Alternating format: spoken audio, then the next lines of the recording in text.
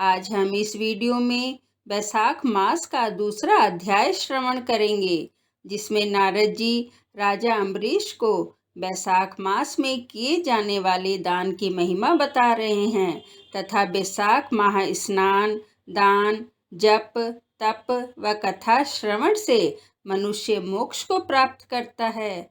महात्मा सुनने के बाद आप हमारे चैनल को सब्सक्राइब जरूर करें और बेल के निशान को भी दबाएं, जिससे आने वाला नोटिफिकेशन आपको सबसे पहले मिले। तो आइए सुनते हैं बैसाख महात्म्य का दूसरा अध्याय।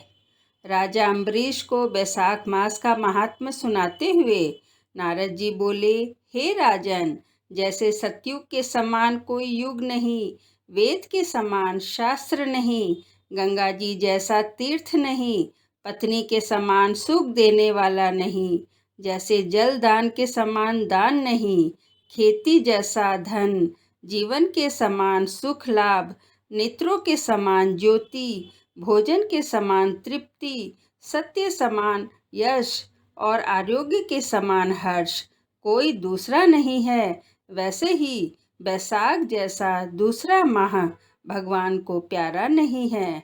नारद जी कहते हैं, हे राजन, जो मनुष्य इस माह में सत्कर्म ना करके किसी व्यर्थ में गवा देता है, वह धर्महीन मनुष्य शीघ्र ही पशु योनि को पाता है। इस संसार में अनेक प्रकार के व्रत, तप, जप आदि हैं जो अत्यंत कष्ट साध्य हैं। इन्हें करने के बाद फिर से मनुष्य को जन्म लेना पड़ता है।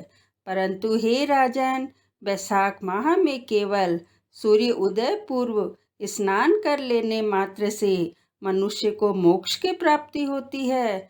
सब दान तथा तीर्थों का फल बैसाख माह में केवल जल दान करने से ही मिल जाता है। जिसमें जल दान की भी शक्ति ना हो, वह दूसरे से कहकर भी जल दान करवा दे तो उसे भी वही फल मिलता है जो जल दान करने वाले को होता है। जो बैसाख माह में पक्षियों, पथिकों के लिए प्याऊ लगवाता है, वह अपने कई कुलों का उद्धार करता है। प्याऊ लगवाने से देवता, पितृ तथा ऋषि अत्यंत प्रसन्नता को प्राप्त होते हैं। जो बल की इच्छा हो तो जल दान, और शीतल पवन की इच्छा हो तो बैसाख माह में पंखे का दान करना चाहिए। जो प्यासे को जल पिलाता है, वह राजसु यज्ञ का फल प्राप्त करता है। जो धूप और पसीने से व्याकुल पथिक व ब्राह्मण को पंखे से हवा करता है, वह सब पापों से रहित हो गरुड़ के समान हो जाता है। और जो ऐसा नहीं करता, वह अनेक प्रकार के वात आदि से दुखी हो नरक को प्राप्त करता है। नारद जी कहते हैं, हे राजन, जो थके हुए ब्राह्मण पर कपड़े से ही हवा करता है, वह पापहीन होकर भगवान के सानिध्य में मुक्ति पाता है। जो बैसाख मास में खड़ाऊ का दान करते हैं, यमदूत उनका कुछ नहीं बिगाड़ पाते। यमदूतों का तिरस्कार करते हुए वे वैकुंठ को जाते हैं। जूते चप्पल का दान करने वाला न तो इस संसार में दुख भोगता है और ना ही उसे नरक की यातनाएं भोगनी पड़ती हैं। यदि किसी मनुष्य से स्वयं ब्राह्मण खड़ाऊ पाने की याचना करता है, तो उस ब्राह्मण को खड़ाऊ का दान देने वाला राजा होता है। जो मार्ग में भूखे, प्यासे, थके पथिकों के लिए विश्राम घर बनवाते हैं, उनके फल का वर्णन तो स्वयं ब्रह्मा जी भी नहीं कर सकते।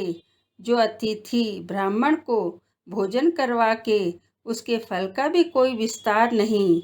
इस प्रकार हे राजन, बैसाख माह में किए जाने वाले दान की महिमा अवर्णनीय है।